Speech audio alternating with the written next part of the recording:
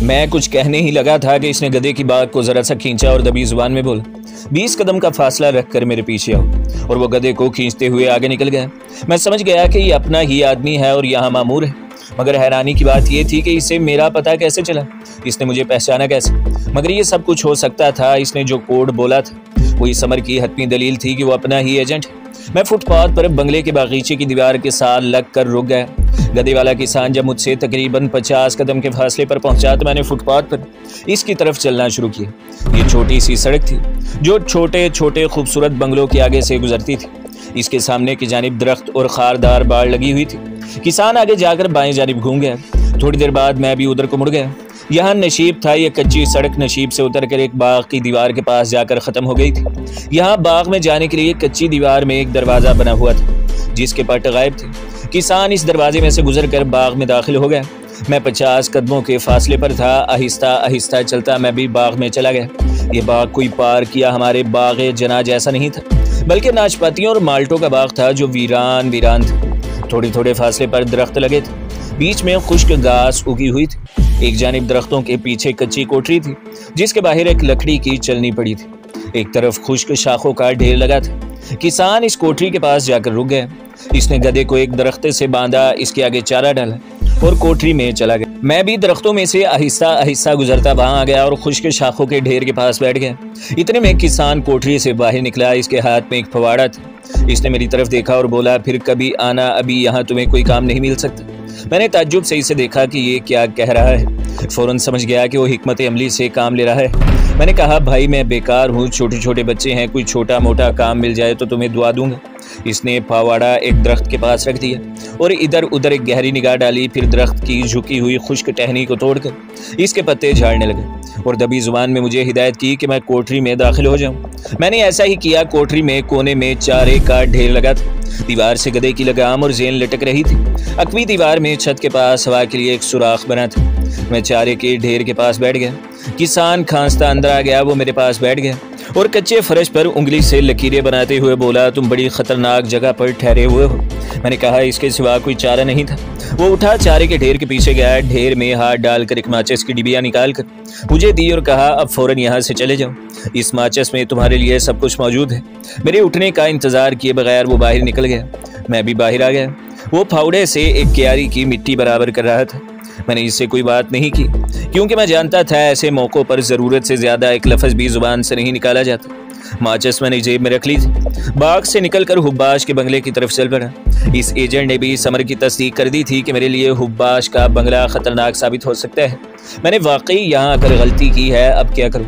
यही सोचता मैं बंगले के करीब पहुँचा तो हुब्बाश बंगले से निकलकर अपनी जीप की तरफ बढ़ रहा था। मेरी तरफ देखकर कहने लगा, क्या तुम दोपहर को आराम नहीं करते अशको? मैंने कहा, थोड़ी देर आराम किया था, फिर चहलकदमी को निकला है। हुब्बाश ने जीप स्टार्ट कर दी थी। इसे बैक करके घुमाया और खिड़की से सर बाहर निकाल कर मेरी तरफ देखा। आज तुम्हारे आईडी कार्ड ज़रूर बन जाएंगे, फिक्र न करना। और वो हंसता हुआ जीप लेकर एक तरफ चल दिया।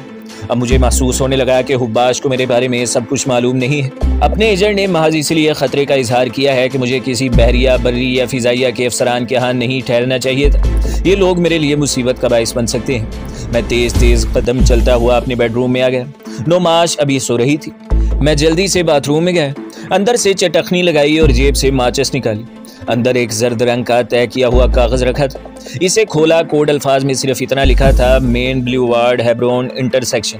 दाहिनी जानिब नीली गाड़ी खड़ी होगी। सफ़ेद दाढ़ी वाला ड्राइवर फ़ौरन पहुंचा। मैंने निशानियों को अपने जहन में अच्छी तरह से बिठाया। कागज़ के पुर्जे को माचिस की तीली से जलाकर कमोड में बहा दिया और चटखनी आहिस्ता से उतार कर बेडरूम से निकल गया। नोमाश गहरी नींद में थी। मैं देर नहीं करना चाहता था। ये मेरे अपने लोग थे। यकीनन इन्हें मेरे बारे में खबर मिल गई थी कि मैं किस हाल में कितनी मुसीबतें झेलता हुआ यहाँ तक पहुँचा हूँ। बाथरूम से निकला तो बातूनी सायदा मिल गई। वो फ्रिज खोले, इसमें से कुछ निकाल रही थी। कहाँ चले? मेरी तरफ देखकर बोली। मैंने गर्दन खुजाते हुए एक बनावटी जमाई ली और कहा, ज़रा चहलकदमी को जा रहा हूँ। नोमाश सो रही है। सायदा मायनी खेज अंदाज में मुस्कुरा रही थी। गर्दन को इस बात में हिलाती हाथ में चीनी का सफ़ेद लिफाफा लिए किचन की तरफ चली गई। मैं एक बार फिर बंगले से बाहर था। कुछ दूर तक आहिस्ता आहिस्ता चलता रहा। सड़क की चढ़ाई चढ़ने के बाद दूसरी तरफ आया तो तेज़ तेज़ चलने लगा। एक खाली टैक्सी चौक में ही मिल गई। मैंने मेन ब्लूवार्ड हेब्रोन इंटरसेक्शन कहा और ड्राइवर बगैर कोई सवाल किए उधर को चल पड़ा। टैक्सी हीफा के मारूफ और ट्रैफिक ज़दा बाजारों में से होती हुई मेन ब्लूवार्ड आ गई। ये एक बहुत ही कुशादा सड़क थी। दोनों जानिब ऊंची ऊंची इमारतें काफ़ी फासले पर थी। टैक्सी तेज़ी से चली जा रही थी। सड़क बिल्कुल सीधी थी, कभी नशीब में चली जाती और कभी हल्की सी चढ़ाई आ जाती। 15 मिनट के सफ़र के बाद टैक्सी दाएं जाने मुड़ गई और फिर एक चौराहा उबूर करके एक तरफ रुक गई। ड्राइवर ने कहा, हेब्रोन इंटरसेक्शन सर। मैं टैक्सी से उतर आया, किराया अदा किया और यूं एक तरफ चलने लगा जैसे मुझे मालूम है कि कहाँ जाना है, मगर किन अखियों से बराबर इस नीली गाड़ी को देख रहा था जो सामने वाले फुटपाथ के करीब एक तरफ खड़ी थी। मैं कई कदम आगे निकल गया, वहां से सड़क क्रॉस की और फुटपाथ पर वापस नीली गाड़ी की तरफ चलने लगा। मैं गाड़ी के करीब पहुंचा तो किसी ने अंदर से इसका पिछला दरवाजा थोड़ा सा खोल दिया। मुझे पहचान लिया गया था। करीब आकर मैंने देखा नीली गाड़ी में सफ़ेद दाढ़ी वाला ड्राइवर खामोश बैठा सामने लगे आईने में तक रहा था। मैं गाड़ी में जल्दी से घुसा और दरवाज़ा बंद कर दिया। दरवाज़ा बंद होते ही गाड़ी बड़े आराम से आगे को खिसकी और चौक क्रॉस करके सामने वाली जेली सड़क पर दौड़ने लगी। ना मैंने ड्राइवर से कोई बात की, ना ड्राइवर ने मुझसे कुछ पूछा। ये पुराने मॉडल की मोरेस गाड़ी थी, एक नपी तुली स्पीड के साथ जा रही थी। कई बाजारों और सड़कों पर से मुड़ती गाड़ी शहर के शुमाल की जानिब पुल उबूर करने के बाद एक पुरानी आबादी में दाखिल हो गई। यहाँ अहद कदीम की तर्ज के मकान और बाजार थे। गाड़ी एक बसीदा दीवार की ओट में खड़ी करने के बाद ड्राइवर ने मेरी तरफ देखे बगैर कहा, सामने वाले बाजार के आखिरी मकान का दरवाज़ा खुला है। मैं गाड़ी से निकलकर सामने वाले बाजार में आ गया। ये बाजार आधा ऊपर से छता हुआ था। दुकानें ज़्यादातर नवादरात की थी। कई यूरोपीय सियाह जोड़े खरीदो फरोख्त कर रहे थे। मैं सर झुकाए खामोशी से चलता बाजार के दूसरे सिरे पर पहुंच गया। यहाँ बाजार बंद हो गया था। बाएं जानिब एक मकान की एक जानिब झुका हुआ लकड़ी का दरवाज़ा आधा खुला हुआ था। मैं बगैर सोचे समझे इसमें दाखिल हो गया। ड्यूटी नेम तारीख थी। सामने तंग जीना ऊपर वाली मंजिल को जाता था। एक लम्हे के लिए वहां रुक गया। ऊपर से किसी की धीमी सी आवाज़ आई, चले आओ। ये कोई जाल तो नहीं है, मैंने सोचा। फिर खुफिया कोड का ख्याल आया जिसमें गधे वाले किसान ने मुझसे बात की थी। ये खुफिया कोड ऐसा था कि जो सिवाय मेरे, सादिया और डॉक्टर उकाद के चौथा वही शख्स जान सकता था जो हमारा एजेंट हो। मैं नीम तारीख जीने की सीढ़ियाँ चढ़ने लगा। दूसरी मंजिल में एक छोटा सा कमरा था जिसके फर्श पर पुराना कालीन बिछा था। एक तरफ लकड़ी के 2-4 खोखे पड़े थे। बाजार वाली खिड़की बंद थी और इसके पास ही एक बूढ़ा आदमी लकड़ी की तख्ती पर खुदे फूलों की चाकू से नोक पलक दुरुस्त कर रहा था। इसने लंबा चोगा और यहूदियों वाली टोपी पहन रखी थी। इसके आगे कॉफ़ी की चैनक और फंजान पड़े थे। इसने मेरी तरफ ऐनक के पीछे से देखा और बोला, तुम्हारा माल तैयार है, यहाँ बैठ जाओ, कॉफ़ी पियो, मैं तुम्हारा माल दूसरे कमरे से लाता हूँ। वो उठकर दूसरे कमरे का पर्दा उठाकर अंदर चला गया। मैं खामोशी से कालीन पर बैठ गया। कमरे में रोशनी सिर्फ 2 रोशनदानों से ही आ रही थी। बाजार वाली दोनों खिड़कियां बंद थी। मैं सोच रहा था कि इन लोगों ने मुझे किस लिए बुलाया है। एक तरह से मुझे हौसला भी हो गया था कि मेरे आदमी यहाँ मौजूद है और अब मुझे यहाँ से निकलने में ज़्यादा दिक्कत का सामना नहीं करना पड़ेगा। दरवाजे का पर्दा एक तरफ हटा और मेरे सामने स्याह आंखों, नीम सुनहरी बालों वाला फ़लस्तीनी मुजाहिदा और मेरी दरीना साथी सादिया खड़ी मेरी तरफ देखकर मुस्कुरा रही थी। मुझे अपनी आंखों पर यकीन नहीं आ रहा था। इसने इशारे से मुझे अंदर आने को कहा। दूसरा कमरा बहुत ही छोटा था, सिर्फ एक पलंग और मेज़ बिछी थी। अंदर दाखिल होते ही मैंने बेख्तियार होकर पूछा कि वो यहाँ कैसे आ गई। सादिया ने कदीम यहूदी औरतों वाला लिबास पहन रखा था। इसने बताया कि वो सुबह की फ़्लाइट में यरूशलेम से आई है। हम कई रोज़ से तुम्हारी तलाश में थे। हमने तुम्हारी तस्वीर यहाँ भी अपने आदमियों को भेज दी थी। कल रात मुझे इतला मिली कि तुम हीफा के एक कमांडर के बंगले में किसी औरत के साथ ठहरे हुए हो। मैंने पिछले पहर की फ़्लाइट पकड़ी और यहाँ आ गई। सादिया को अपने करीब पाकर मुझे बेहद खुशी हुई थी। इसके लिबास से ऐसी खुशबू आ रही थी जो मुझे हज़ारों बरस पहले की इसराइली तहजीब की याद दिला रही थी। मैंने कुदरती तौर पर सवाल किया कि वो मेरे बारे में इतनी परेशान क्यों थी। मुझे खुशफहमी थी कि वो यही कहेगी कि मैं इसे बहुत बहुत याद आ रहा था। इसने गहरी सांस भरकर फरिश की तरफ देखा, फिर पलंग पर बैठ गई और बोली, मुझे अफसोस है आमिर कि तुम इस वक्त मिशन को खैरबाद कह रहे हो, जब तुम्हारे मुल्क और हमारे काज को तुम्हारी अशद ज़रूरत है। मैं इसका मुंह तकने लगा। मैं समझा नहीं। सादिया, ज़रा खुलकर बात करो। सादिया बोली, मैं जानती हूँ कि तुम यहाँ से फ़रार होने का मंसूबा बना रहे हो, मगर आमिर, क्या तुम्हारा वो मिशन मुकम्मल हो गया है जिसको लेकर तुम इस मुल्क में दाखिल हुए थे? क्या तुमने पाकिस्तानी सफारतकार की नौजवान बेटी सोनिया को दुश्मनों के चुंगल से छुड़ाकर अपने वतन पहुंचा दिया है? शायद तुम नहीं जानते, सोनिया के बाप को काहिरा में किसी गुमनाम शख्स ने गोली मारकर हलाक कर दिया था। इस वक्त सोनिया की मां अपनी बेटी और खामन के गम को सीने में लिए अस्पताल में बिस्तरे मरग पर पड़ी है। इसराइली हुकूमत ने सोनिया के बदले 4 ऐसे इसराइली जासूसों की रिहाई का मुतालबा किया है, जिन्हें काहिरा की हुकूमत किसी सूरत में भी रिहा नहीं करना चाहती। इनसे निहायत अहम मालूमात हासिल करने के बारे में पूछगछ हो रही है। काहिरा को पाकिस्तानी हुकूमत से अपने ताल्लुकात का भी शदीद एहसास है और वो पाकिस्तानी सफारतकार की बेटी को हर कीमत पर इसराइलियों की कैद से निकालकर पाकिस्तानी सफ़ीर के हवाले करना चाहती है। इस अहम तरीन काम की जिम्मेदारी हमें सौंपी गई है, लेकिन तुम खुद इस मुल्क से फरार होने की कोशिश कर रहे हो। हम तुम्हें ज़बरदस्ती नहीं रोक सकते। अगर तुमने वाकई यहाँ से निकल जाने का फैसला कर लिया है तो हम इस सिलसिले में भी तुम्हारी मदद करेंगे, लेकिन तुम्हारे चले जाने से तुम्हारी इस पाकिस्तानी बेटी पर यहाँ जो गुजरेगी तुम इसका तसव्वुर भी नहीं कर सकते।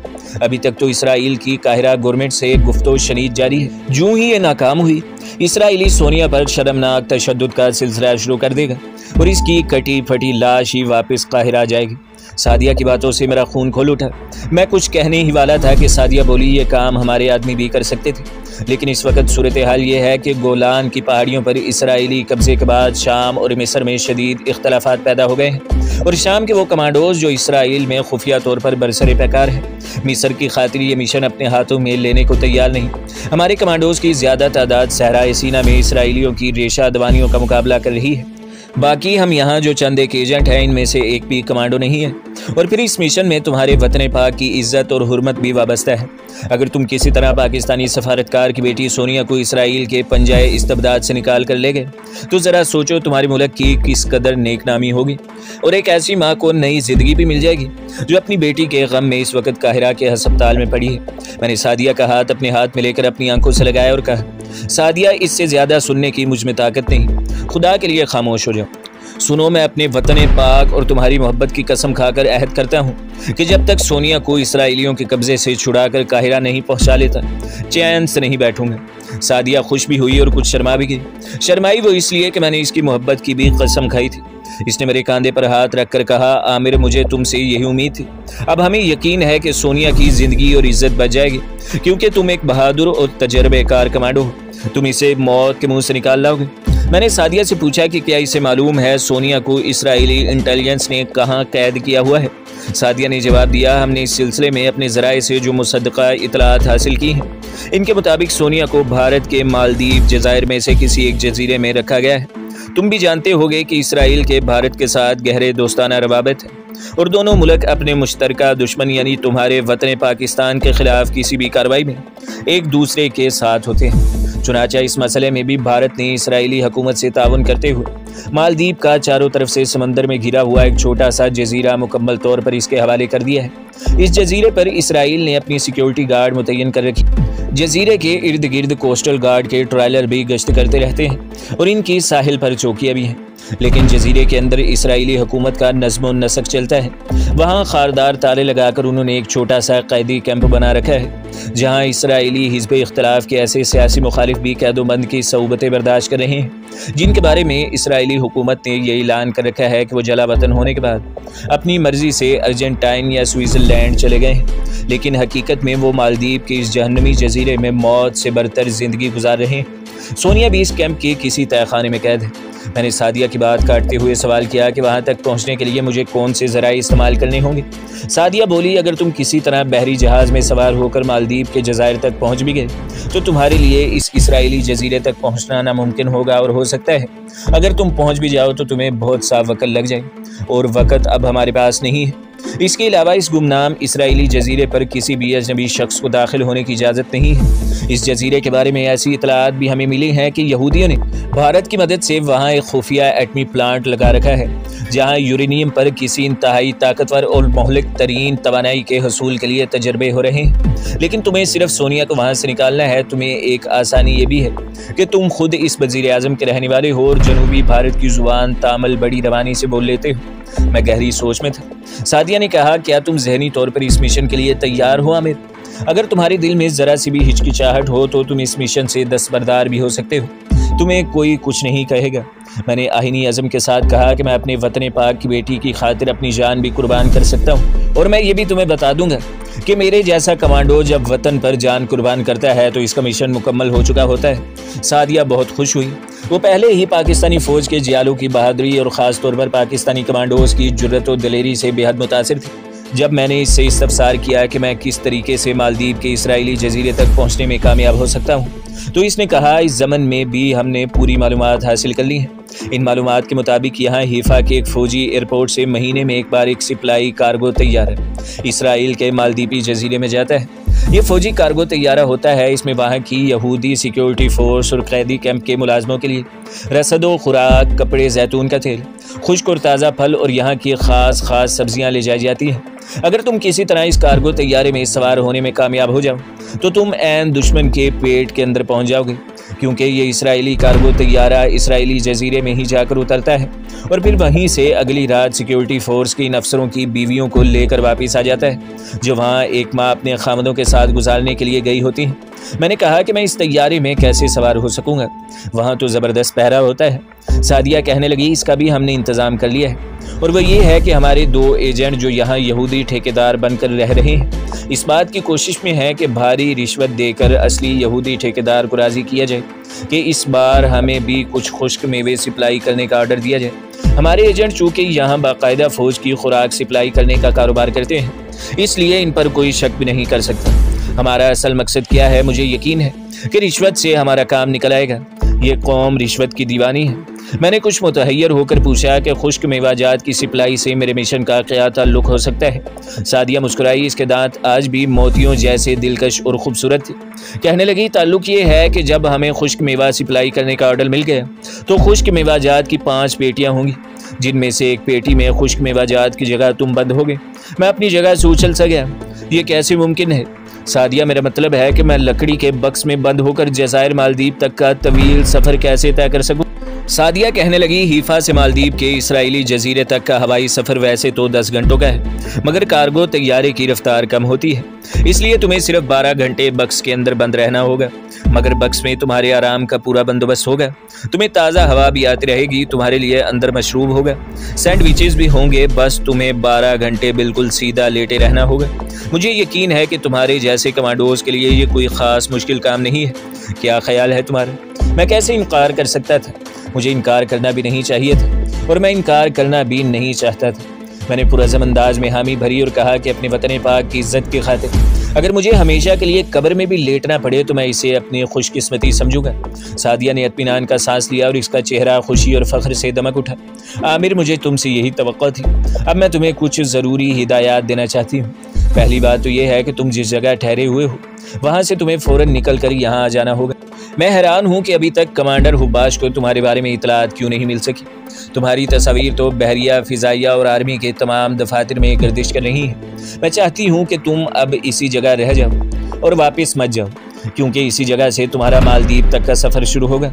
जाने क्यों मैं नुमाश को एक नज़र देखना चाहता था, और फिर जबकि अभी तक मेरा राज वहाँ तश्ते असबाब नहीं हुआ था, तो मेरे लिए एक बार वहाँ जाना कोई ऐसे ख़तरनाक बात नहीं थी। सादिया से मैंने अपने अंदिये का इजहार किया तो वो बोली, नुमाश से तुम्हारा कोई जज्बाती ताल्लुक़ तो नहीं है?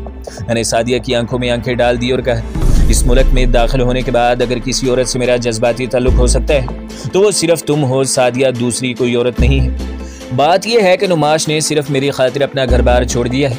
हो सकता है कि अगर मैं इसकी ज़िंदगी में दाखिल ना होता तो वो अपने खामद को ना छोड़ती और किसी न किसी तरह ज़िंदगी बसर करती रहती। मैं इससे 2 एक बातें करना अपना इखलाकी फरीज़ा समझता हूँ।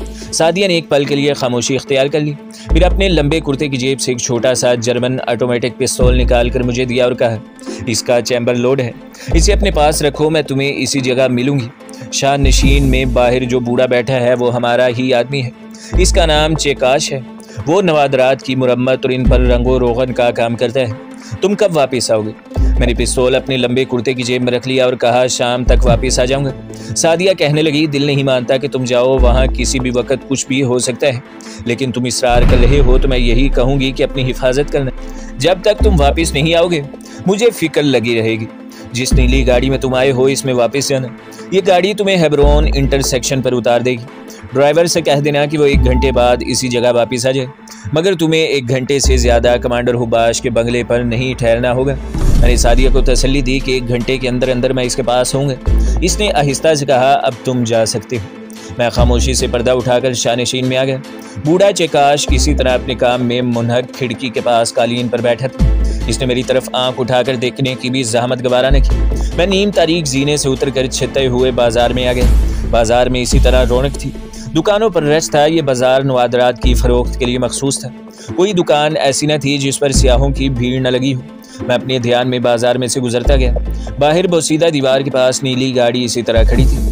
सफ़ेद रेस ड्राइवर अगली सीट पर खामोश बुत की तरह बैठा था। मैं गाड़ी के करीब गया तो इसने पिछली सीट का दरवाज़ा खोल दिया। थोड़ी देर बाद गाड़ी एक बार फिर इन्हीं बाजारों में से गुजर रही थी जिनसे गुजर कर हम आए थे। दिन ढलने लगा था, धूप फीकी पड़कर सुनहरी होने लगी थी। झेली सड़कों पर से होते हुए गाड़ी बड़ी सड़क पर आ गई। यहाँ से 15 मिनट का तवील सफ़र शुरू किया। बिल आखिर हेबरोन इंटरसेक्शन वाला चौक आ गया। नीली गाड़ी चौक के पार दूर जाकर फुटपाथ के साथ लगकर रुक गई। मैंने ड्राइवर को आहिस्ता से कहा कि वो 1 घंटे बाद इसी जगह आ जाए। ड्राइवर ने आहिस्ता से इस बात में सर हिला दिया। मैं गाड़ी से निकलकर फुटपाथ पर एक तरफ चल पड़ा। मुझे पीछे गाड़ी के गेयर लगने की आवाज़ सुनाई दी। फिर ये आवाज़ मुझसे दूर होती चलेगी। सड़कों से मैं वाकिफ हो गया था। बाएं जाने वाली सड़क पर से होता हुआ मैं इसी मुकाम पर आ गया जहां आगे नशीब थे। इससे आगे कमांडर हुबाश वाले बंगले की आबादी शुरू होती थी। मैं ऊंचाई पर खड़ा ढलान जहां ख़त्म होती थी वहां से छोटी सड़क की बंगले की तरफ घूम गया। इस मोड़ पर पाम के छतरों वाले दरख्तों की कतार की वजह से वहां कमांडर हुबाश के बंगला नजर नहीं आता था। मुझे सादिया ने ऐसा वहम डाल दिया था कि लगता था कि बंगले में मिलिट्री मेरा इंतजार कर रही होगी। मैंने जेब में हाथ डालकर पिस्तौल को मजबूती से पकड़ रखा था। नशीब से उतरकर पाम के दरख्तों का मोड़ काटा तो रुक कर बंगले की तरफ निगाह डाली। छोटी सड़क दूर तक खाली थी। हुबाश की जीप भी नहीं थी। शायद वो दोपहर के खाने के बाद कुछ देर आराम करके चला गया था। मैं सड़क पर चलने लगा। असल बात यह थी कि नौमाश के लिए मेरे दिल में इस कदर रहम का जज्बा भर गया था कि मुझे इस तसव्वुर से ही शदीद नदामत का एहसास होता था कि मैं इसे अचानक छोड़कर चला जाऊंगा। इसे मुझसे बेपनाह मोहब्बत हो गई थी। मैं सिर्फ इतना चाहता था कि इस बार इससे मिलकर इसे ये कह दूं कि मैं इससे शादी नहीं कर सकता क्योंकि मेरी शादी हो चुकी है। इस तरह से कम इतना ज़रूर होगा कि मेरे अचानक चले जाने से इसे आधा सदमा होगा और मेरा ज़मीर भी मुझे मलामत नहीं करेगा। यही एहसास मुझे इसके पास ले आया था, वरना मैं कभी इधर का रुख ना करता क्योंकि बहरहाल यहाँ मेरे लिए ख़तरा ही ख़तरा था। बंगले का खुदकार कफल वाला दरवाज़ा थोड़ा सा खुला था। मैं ड्राइंग रूम में दाखिल हुआ तो देखा कि वो खाली था। किचन का भी दरवाज़ा खुला था मगर साइदा या कोई भी नौकर वहाँ पर नहीं था। न जाने क्यों मुझे वहाँ की फ़िज़ा मशकूक से लगी।